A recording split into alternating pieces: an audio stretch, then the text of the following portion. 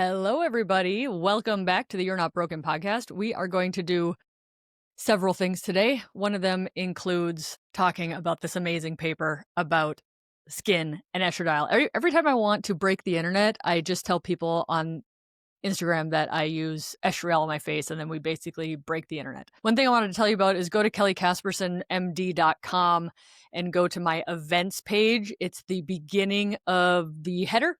You can get this via phone or laptop. If you go to the events page, which is brand new, you will see all of the upcoming events for the book tour, September, October, and a teeny bit of November. 6-city tour. We're doing Chicago, New York, Denver, LA, Palo Alto, Seattle, and then Orlando in November. And I have a Bellingham. Wait, okay, I gotta start over. Chicago, New York, LA, Palo Alto, Denver, Orlando, Seattle, Bellingham. That is an 8-city tour. Come one, come all. Go to the events page. When we get links for the events, we are putting them up. I have a retreat in Sedona in the middle of all that. Does that count? Can I say 9-city tour? On most of these events, just to make you go secure your ticket, most of these events are small. So the biggest ones are going to be Chicago, which I think is like 250, and New York's going to be big. So a couple of events in New York that are actually pretty big. But the Palo Alto's pretty small. LA's pretty small. Sedona's sold out. Orlando will get sold out. So go to the events page starting Sunday, September 14th, with me at Dr. Susan Gilbert Lenz's office in Santa Monica Boulevard. That we'll get that link. I don't see that link on the events page right now. That's small. That's going to be like 30 people. And that is like literally 2 days before the book comes out. For any of you guys who are new to following me, the book is called The Menopause Moment, Mindset, Hormones, and Science for Optimal Longevity. Pre-orders are available now, and it comes out September 16th in the United States of America, and it's coming out September 18th in Canada, UK, Australia. New Zealand's been able to pre-order. Canada, I live like right next to BC, so just plan an event and, we can make it happen. So I just heard from somebody in Mexico that they can't pre-order and get it shipped down there. I don't know what's happening with Mexico right now. But the other book, You Are Not Broken, is being translated into Spanish. So I'm hoping that The Menopause Moment will also, and I will let you guys know, especially on Instagram, as soon as we know. So You Are Not Broken is being translated into Spanish and Polish, which is very cool. All right, so starting off the book tour, Sunday, September 14th, Santa Monica Boulevard at Dr. Susan Gilbert Lenz's clinic. Very small. I think that's going to be 30 people, and we're going to be talking about testosterone for women. A new frontier or just hype? I mean, you got to love that title. So that's going to be an exciting thing. Come one, come all, and see us there. Tickets, I don't have the ticket event link up on the website yet, but it is coming. So go to kellycaspersonmd.com/events, or just look at the top ticker and say events. Then I'm going to do some podcasts. I'll be in LA for 4 days. And the next event will be on the 17th in Los Angeles at a fitness studio in La Brea. And that is going to be with Joy, Joi, which is an online clinic. They're awesome, and they're going to do an event. I don't know the size yet. I don't have the link up yet for that. So that's September 17th. Then I'm flying to Palo Alto. I'm doing 2 book events in Palo Alto. One of them is on Books at Books Inc. That's September 18th, 7 p.m. Do I have links? Do I have links up on there? I don't. Click here to learn more about event details. Okay. Yep.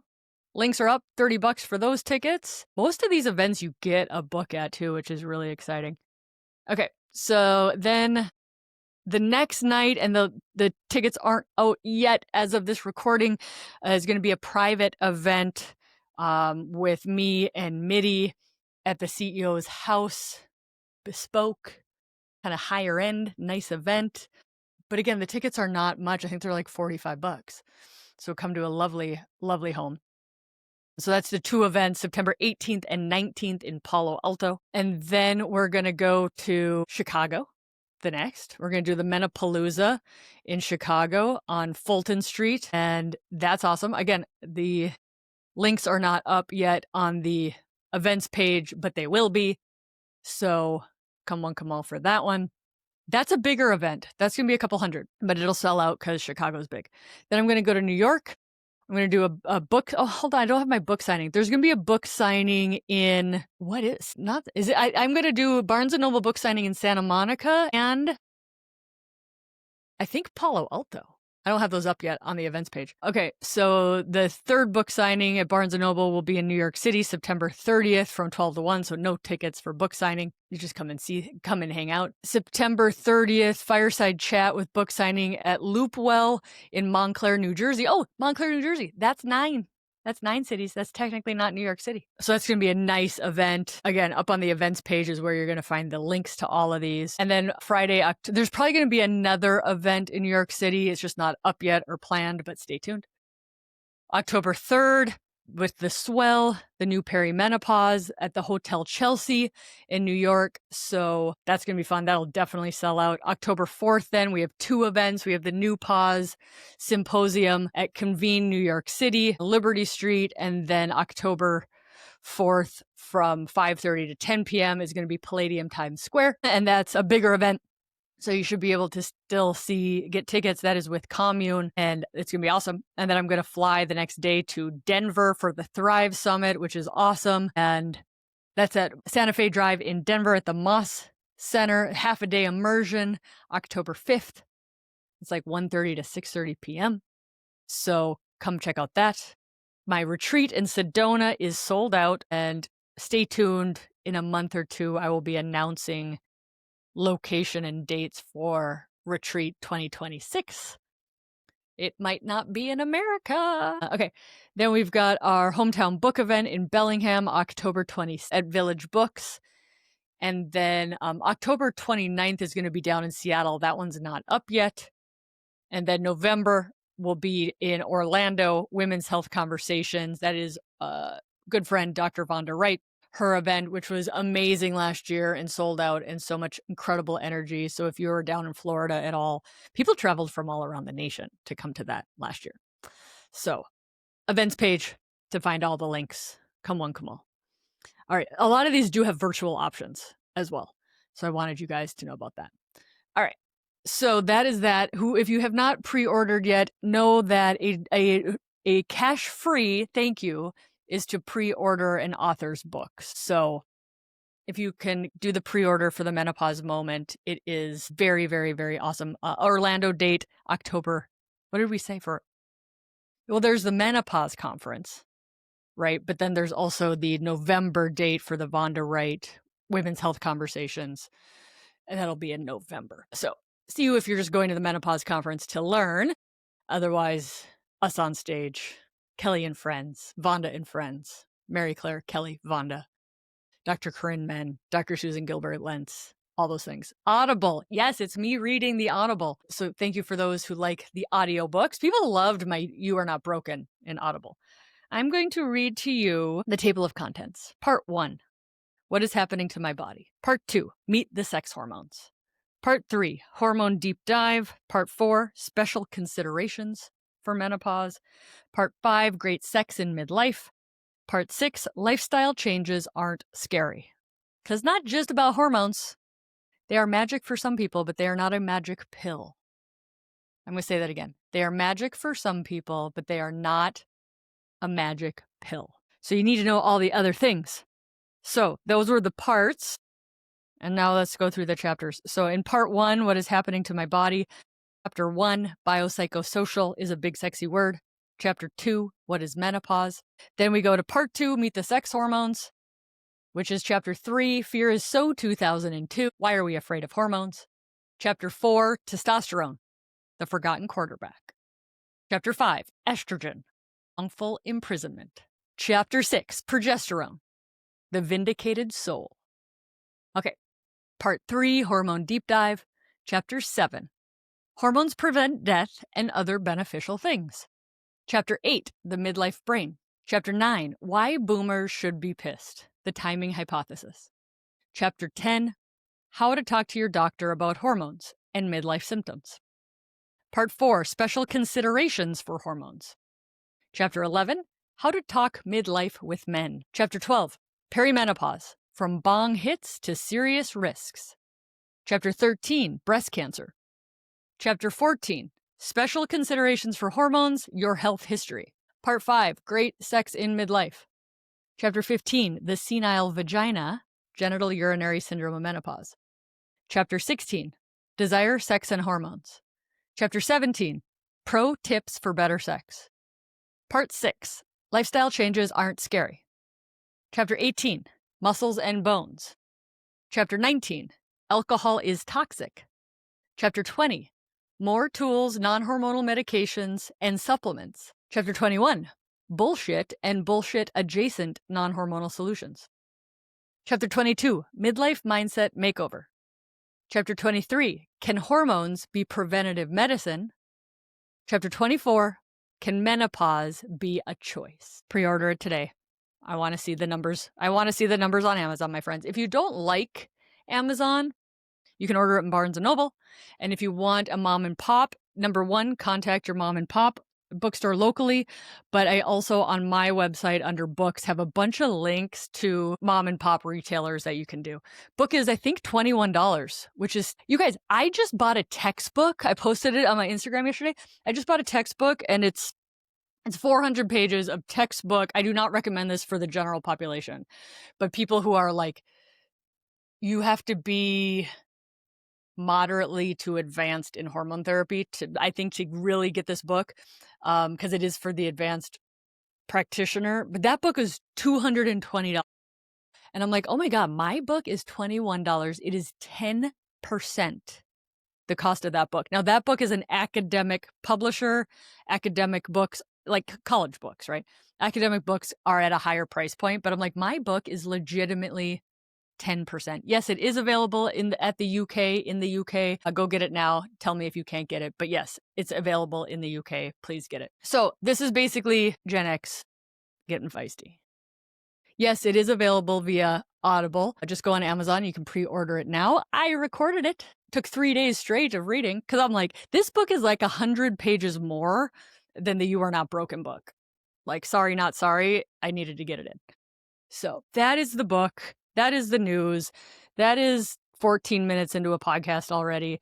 So now I'm going to talk about skin, as long as I can find it. Oh, here we go. Here it is with all the notes. I will put the citation for it in the podcast show notes. This is a review article. It is free. It is open access. That means you can too print it out and read it and bring it into your doctor. But this is not going to tell your doctor how to give you hormones for your face. That's not what this is. This is basically for all the people who say that there's no data, because this is a nice review article. Quote, this is the title of the article. Book is available in Australia. Go order it. I have a massive fan base in Australia. Ever since Sydney, March 1st, 2025, the Australians realized my sense of humor is awesome. I have a very Australian sense of humor, you guys. Direct and sassy, I think, might be the best way. So yes, Australia, pre-order it, go get it. Somebody from New Zealand pre-ordered it today. So apparently you're able to do pre-orders in New Zealand as well. Thank you very much. And thank you to my publisher for having it available in multiple countries. Because newsflash, menopause doesn't just happen to Americans. Europe, I know you can get it at the UK. Try other countries and let me know, because I can always pass that on to the publishers that people are interested. So do it. Okay, so the title of the article, Managing Menopausal Skin Changes, a narrative review of skin quality changes, their aesthetic impact, and the actual role of hormone replacement therapy in improvement. That is a great title. Okay. Showing it one more time for the people who care. So this is written by Bianca Viscomi, Mariana Munez, and Sonia Sattler. They are from Brazil and Germany. Get them to speak at your conference. Like, give them the thank you for writing this, because it's awesome. So I read it and I loved it. And the thing about facial estrogen products, most commonly in America, Estriol, 0.3%, 1 gram to the face Q day, is it's cheap.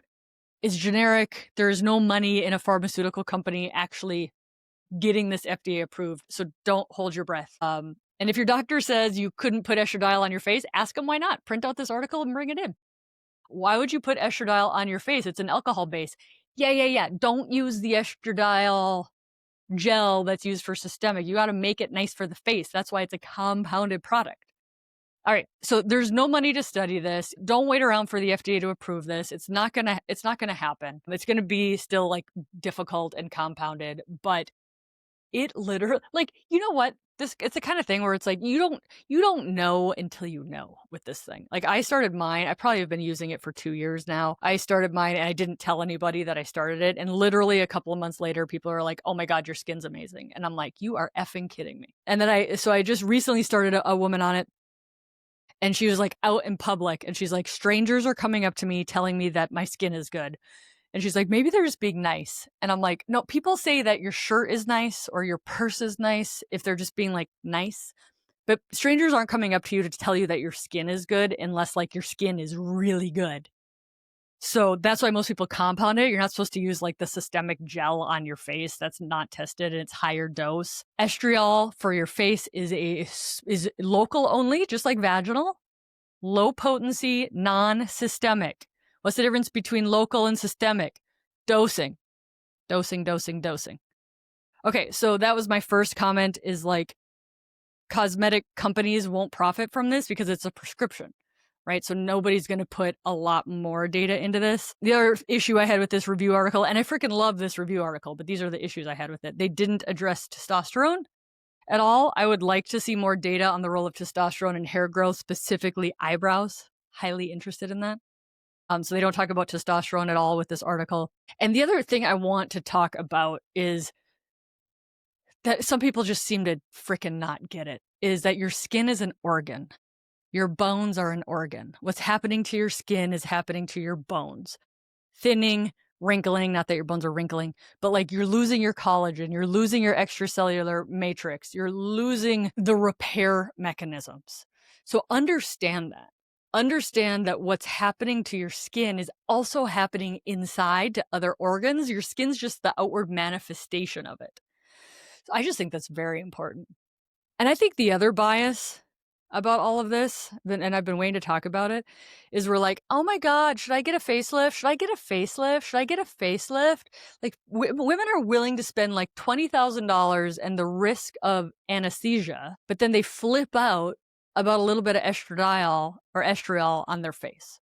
And I just think that's like complete risk benefit fuckery, combined with like, well, once you've shown sign of age, you can fix it, but don't do anything to prevent it, right? Like, it's a effed up way of thinking. And if we support women in their decision to get facelifts, why are we supporting women in their decision to do things preventative health wise, right? So that's my other thing, is like, or like all the celebrity facelifts and fillers and Botox that everybody uses, but then you demonize just putting back what your body naturally makes. Like, make it make sense. Okay, those are my thoughts about this paper, and I love this paper. Okay, background info. The decline in estrogen during menopause contributes to structural and functional skin changes, including decreased collagen production, reduced elasticity, and moisture loss, resulting in dryness and wrinkling. Today, hormone replacement therapy enhances skin quality by promoting collagen synthesis, elasticity, and hydration. So don't forget, estrogen works in the cells. It works in your mitochondria. It's estrogen is anti-inflammatory. Like, I want you guys to understand that hormones actually do things. And there are consequences to not having these hormones. All right. Introduction. Aging leads to predictable changes in the skin, connective tissue, subcutaneous fat tissue, and bone of the face and body, influenced by factors like genetics, ethnicity, smoking, and sun exposure. In soft tissues, these changes arise from the gradual loss and disorganization of collagen and elastic fibers, contributing to the appearance of an aged face and body with increasing alterations in density, moisture levels, texture, and skin tone.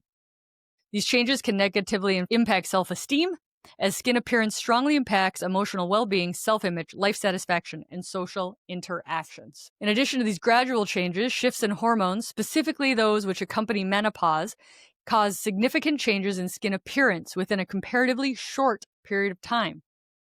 The perimenopausal years are marked by an accelerated decline in skin quality, largely due to declining estrogen levels, which impair collagen production and the integrity of the extracellular matrix. Estrogen replacement can diminish many of these effects by enhancing the context and quality of collagen, increasing vascularization, and improving epidermal hydration, elasticity, and thickness. This paper conducts a comprehensive literature search on how menopause hormones and HRT affect skin quality.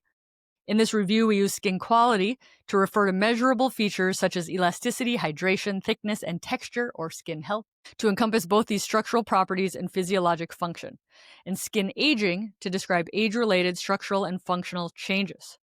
All right. While aging-related skin changes develop gradually in men, those associated with menopause can be abrupt and distressing for women. It is important to note that changes and fluctuations in hormone production start 2 to 8 years before menopause. This is why we treat perimenopause. Remember, for those of you living in a cave or who've just met me, end of periods is a symptom which is there because of low hormones. And menopause means when you're of no natural periods. But it's a symptom of low hormone. And low hormones start before your last period. All right. The skin functions as an endocrine organ, with its cells both producing and responding to estrogen and other hormones, making it a key target for hormone regulation. Adequate levels of hormones, primarily estrogen, 17-beta estradiol, are required for the skin's optimal structural integrity and functional capacity. After menopause, estrogen production from the ovaries ceases, shifting the burden to peripheral tissues like the skin. Specifically, peripheral tissues convert DHEA into estradiol and estrone post-menopause. All of these act through estrogen receptors. Estrogen receptor beta is the predominant receptor subtype in the skin. The scarce availability of estrogen in aging skin is reflected in the reduced levels of estrogen receptors in the skin following menopause. There are 3 underlying mechanisms driving menopausal skin changes. Number 1, reduced systemic estrogen levels due to diminished ovarian synthesis. Number 2, lower local estrogen production within the skin. And 3, decreased expression of estrogen receptors in the skin. The resulting hypoestrogenism leads to skin thinning, atrophy, reduced collagen, decreased elasticity, and reduced vascularity. Dryness results from the loss of hydrophilic glycoaminoglycans, contributing to a direct reduction in water content. Together, these changes contribute to a wrinkling, a weakened skin barrier, and impaired wound healing. You guys, living without hormones has consequences. Okay. Observational and histologic studies by Brincat et al. Showed skin collagen content declines with menopausal age rather than chronological age, at an average rate of 2.1% per postmenopausal year over a 15-year period. Having low hormones is the gift that keeps on giving. Changes in skin viscoelasticity also occur, with declines in elasticity at 1.5% per year. Somebody says, I want to just bathe in it. Yeah. Right? The weakening of the extracellular matrix and loss of its mechanical properties also compromise the structural support of dermal fibroblasts, accelerating their senescence and functional decline. Senescent fibroblasts, in turn, secrete matrix-degrading enzymes and pro-inflammatory cytokines that exacerbate extracellular matrix degradation, creating a self-reinforcing loop that amplifies the skin aging process. So, too long didn't read. Years of no hormones accelerates the skin more than just your age. Okay. Estrogen prevents age-related dryness and maintains the skin's water holding capacity by stimulating the production of glycoaminoglycans such as hyaluronic acid. Here's the big irony.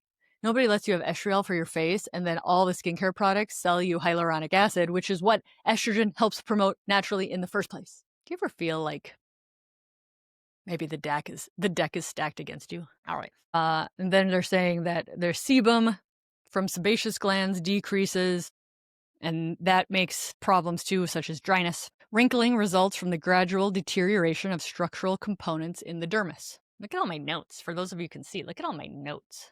I like to print out papers and read them. I had so much fun reading this paper. In a cross-sectional analysis of Korean women, the risk of facial wrinkling increased significantly with years since menopause. Additionally, women, I'm going to pause.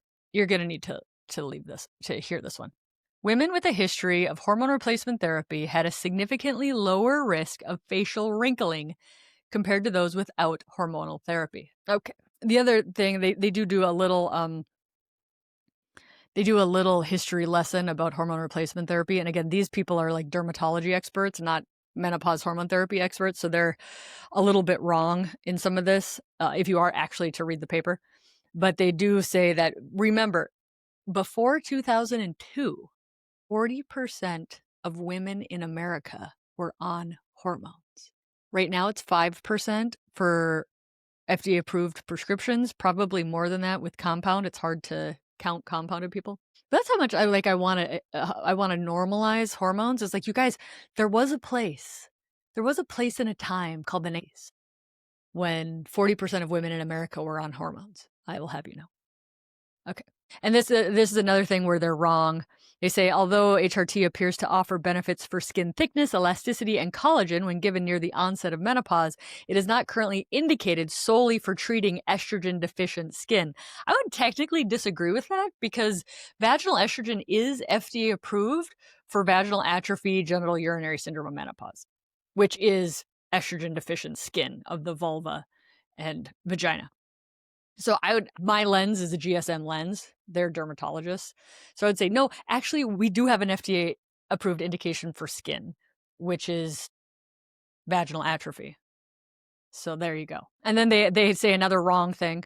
They say initiating HRT more than 10 years after menopause or after age 60 is associated with increased risk of coronary heart disease. Not true. Stroke, not true. A clot, not true. And dementia, unknown. Mixed results on that one. So remember, that's WHI data, which is oral synthetic medications, which we don't use anymore. Transdermal estradiol patches, 0.05 or less doses has no increased risk of clot or stroke. So it is an inaccurate statement to say that. But you know what? Not everybody knows as much as me. But I like to correct them where they need correction. Okay. And here's the next part for when people say there's no data on this, when they say there's no data for estrogen for the face.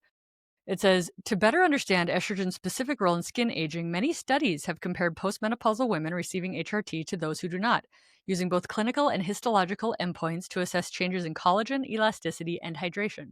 See, now a lot of these studies are old. Remember, because of the WHI, there was basically a moratorium on researching hormones ever since 2002. So a lot of these studies are old. Nobody was funding data on hormones for about 2 decades. So we do have to go back. But for anybody to say there's no data is incorrect. Okay. Numerous early small studies reported associations between HRT and improved skin characteristics via both systemic and topical administration.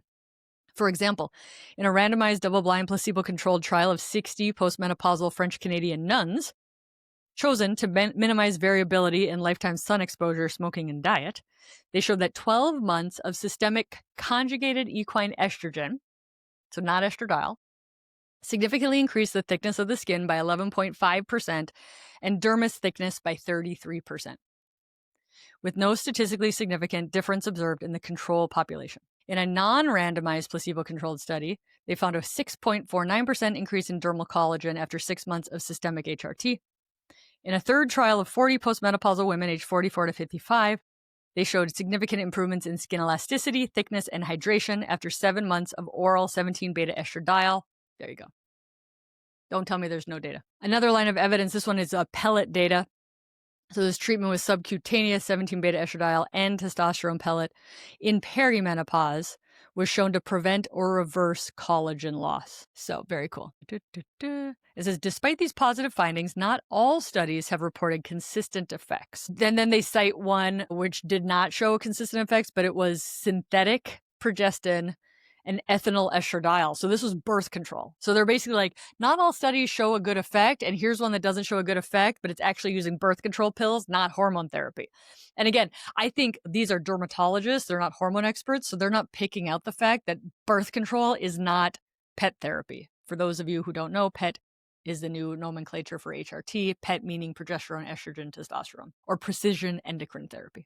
All right. The KEEPS trial, which was a 4-year randomized placebo-controlled trial, evaluated the effects of hormone therapy on facial wrinkles. They found no statistically significant improvement in wrinkle score after 4 years of 17-beta estradiol or conjugated equine estrogen compared to placebo. And noticed that Black women had statistically less total wrinkle scores compared to white women. But they said it could be that it was underpowered and it used relatively low HRT doses.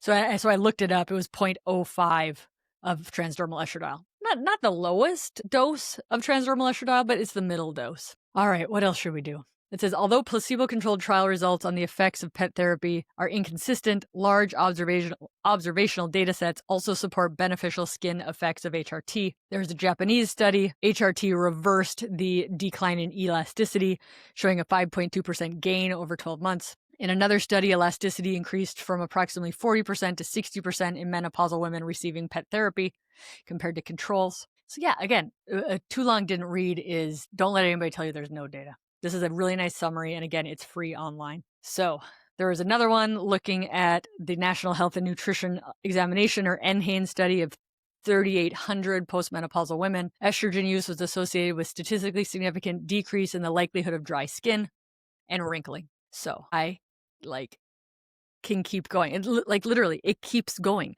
But wait, there's more. So this just becomes a podcast of me telling you there's a lot of data about skin and hormone therapy, specifically like systemic and topical. So we like data. I get so pissed when people say there's no data, and then I get all like, let me read you all the data. So estradiol, again, estradiol helps make hyaluronic acid via glycoaminoglycans. So why would it make sense that we're telling people they can't have estradiol, but then you have to go buy the $150 hyaluronic acid product, right? Madness. What else do we want to talk about? Menopause-related skin concerns are often dismissed as purely aesthetic rather than medical, despite their psychological impact, highlighting the need for a shift in clinical priorities. 47% of postmenopausal women report not being informed about low hormones' effects on the skin, hair, or nails. That's true.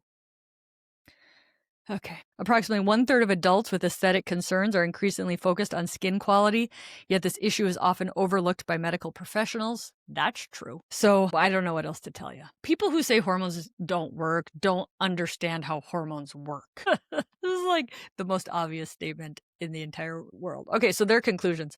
The steep decline in estrogen levels during menopause drives marked changes in skin quality, leading to decreased collagen, elasticity, and moisture. I want to encourage you as we wrap up this podcast, and I see if there's any questions. I want to encourage you to listen to 2 previous podcast episodes. The best way to search for these, if you literally Google "You Are Not Broken" podcast and then, skin and hair. So I did a skin one with Dr. Ellen Gendler. I did a hair one with Dr. Omer Ibram, and who's going to be in Chicago with me on the Chicago book tour date. I'm pretty sure he's coming. Maybe talking about skin and hair. He's amazing. He's a dermatologist based in Chicago who gave an amazing lecture on menopausal hair at the 2024 Menopause Conference, which was awesome. So go listen to those 2 podcast episodes. They did very well because people care greatly about hair and skin. This is a good question. Let me answer it as we're wrapping up. Does the estrogen patch provide the same benefits as an oral estrogen? Very good question. I would refer you to this amazing book that's coming out September 16 called The Menopause Moment. I talk about that in there. Mindset, Hormones, and Science for Optimal Longevity. Please pre-order now. Oral and transdermal are different things. They are not apples and oranges. That said, oral estradiol, transdermal estradiol are very similar. You're never going to get a head-to-head study on them. They're generic medications. Nobody cares enough. There are increased risks with taking things orally, but there also might be increased benefits. So I would say traditionally, currently, transdermal is the gold standard, but I think oral estradiol is going to be used more and more for people. Let's see. What do I think about Estratest? That's a good question. Estratest it's cheap. It's been around for years. It's not FDA approved for anything. Pause for emphasis. How is something available by prescription and not FDA approved for anything? I don't know. It snuck through. But the testosterone is a synthetic testosterone. It's not bioidentical. So I don't like the data from it. They also pulled that off the market for men. So I don't like that it's on the market for women. If you pulled it off the men for safety issues, why is it still available for women? The book is called The Menopause Moment: Mindset, Hormones, and Science for Optimal Longevity. If somebody asked gel or patch, just see what one works for you. There's a lot of patch shortage issues right now. So I don't know if that's going to push more people into gel use, but just to know, it's not just America. Australia has a massive patch shortage issue. Let's see if there's any other good questions. All right, guys, I love you. Check out the books. Thanks for listening to the podcast. Share. This podcast is doing incredibly well right now. It's like growing at like 10% month on month. I've got a little competitive edge in me that I am waiting to beat out another podcast, which shall not be mentioned, but we're getting very close. So with your help, let's show that women's health matters. Let's show that women's voices matter. Let's show that women can be in the top 10 of the health and fitness on Apple Podcasts. I am vying for that spot. We are coming around the corner at 5.5 years doing this podcast. So if you're new, welcome. For the new people, keep in mind, people start at the beginning and listen all the way through. And now we have over what are we at? We're like 330 some podcast episodes. But people, I do have my OGs that met me and they start at the beginning and listen all the way through. So if you're a beginner, if you have beginner questions, just start at the beginning of the podcast. And by the time you catch up, you're going to know a shit ton of information. All right. And I really love is I love I'm going to say two things. Two things I love. Number one, that this is a resource for patients and providers. Late breaking news at the end of this podcast episode. We are setting it up so that this podcast can get CME. So stay tuned for info on that. As soon as I get info and links, you'll get it because you should get CME for listening to me because this is a medical podcast. And then the second thing I am very proud of is that really all walks of life women listen to this. And I truly believe you all feel valued. This is not for elitists. I try to keep things as low cost as possible when I recommend things. This is for my farmers in Iowa. This is for my fisher women in Alaska. Like, I see you. I know that you're hardworking. I know that you're smart. I know that you're not getting the help that you deserve. And I want you to feel seen. And I kind of feel I was talking to somebody very recently, and I always ask people, like, how'd you find me? Right. And they were like, oh, they were at some event and a bunch of farmers were talking about me, female farmers. And she's like, that's how I knew you were legit. It wasn't like the wealthy, unobtainable, whatever. I don't want to say influencer, but like it came from a place of like trust. And she's like, because the farmers said they were listening to you, that's how I knew you were legitimate. And I was just, my mom's side of the family is 5th generation farmers in Minnesota. So I'm heavily bonded to the farmers in this country because that's where my roots came from. So if the farmers are listening to you, you're legitimate. I'll just say that. And urologists, hey, urologist, gynecologist. And I tell it like it is. And so far, I haven't pissed off too many people. I think I've pissed off less people than I've helped at this point. So I will keep it going on. All right, you guys, that is a podcast episode. That's all about the skin. Estriol, 0.3%, 1 gram per pump per day per face. And it's very safe. It's been well studied. It's non-systemic. You can be on both. If we use estrogen cream for the face or for the skin of the vulva and vagina, tell me again why we can't use it for the face. I will wait. Don't let people scare you about things that your body naturally makes.